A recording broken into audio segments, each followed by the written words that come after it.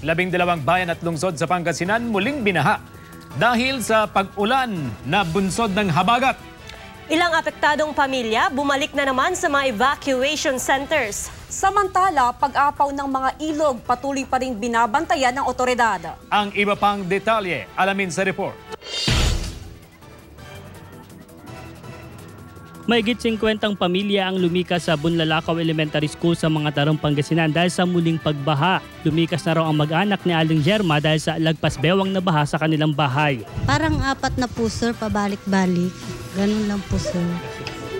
Kasi Kasi nakabukas pa daw yung dam, kaya pabalik-balik.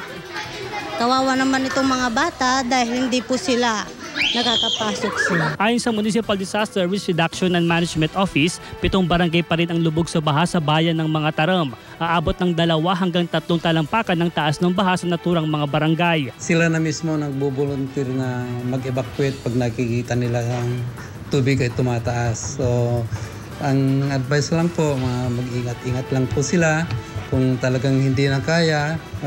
Pero naman kami mga text brigade, manaabot namin sila.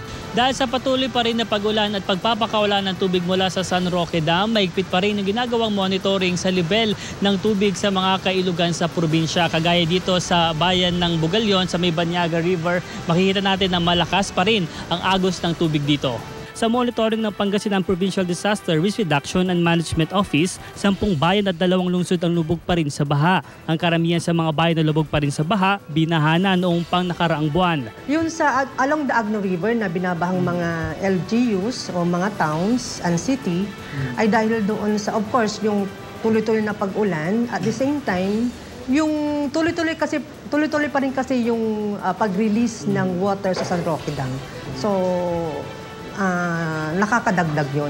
Alfie Tulagan, naghahatid ng Balitang Amyanan.